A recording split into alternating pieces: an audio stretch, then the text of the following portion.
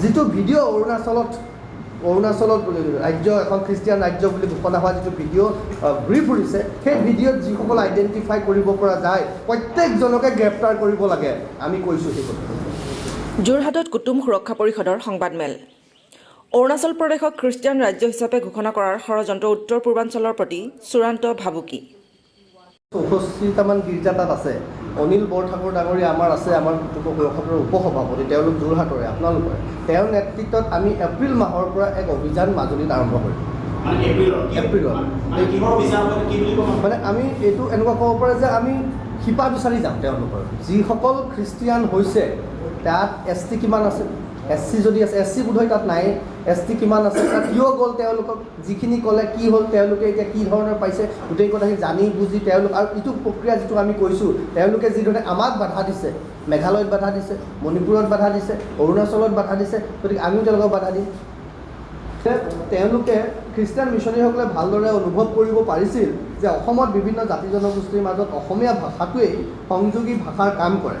অসমীয়া ভাষাৰ অবিহনে ইয়াত ধৰ্ম প্ৰচাৰ সম্ভৱ নহ'ব।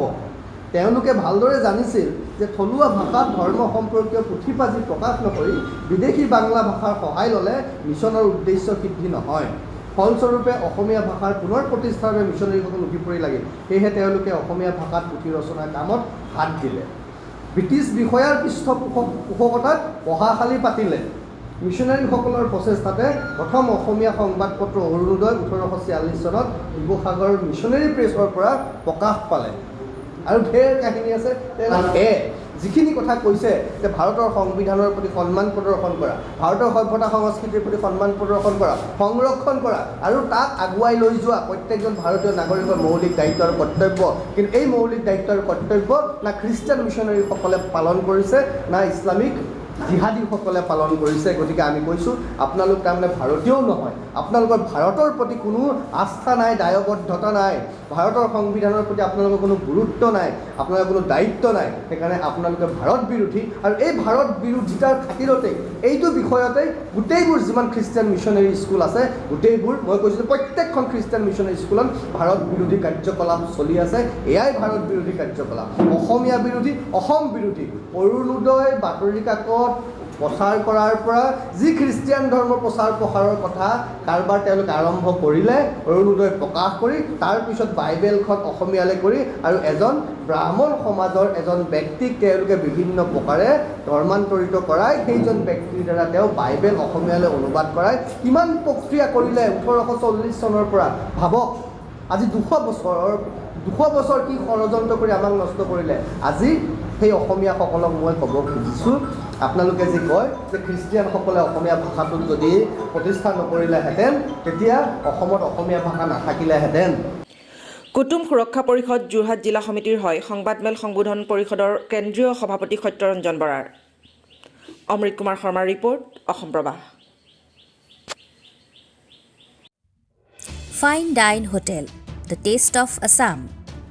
অসমীয়া খাদ্য সম্ভাৰ, মাছ, মাংস, পৰঠা, পুৰি, ৰুটি, চাইনিজ খাদ্যৰ লগতে ফাষ্ট ফুড আদিৰ নিৰ্ভৰযোগ্য প্ৰতিষ্ঠান fine dine hotel.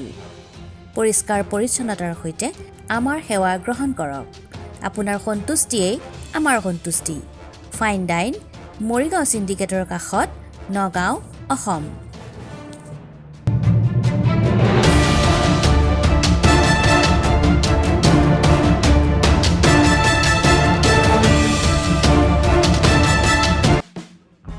BA Animal Feed Center, a perfect poultry information for you.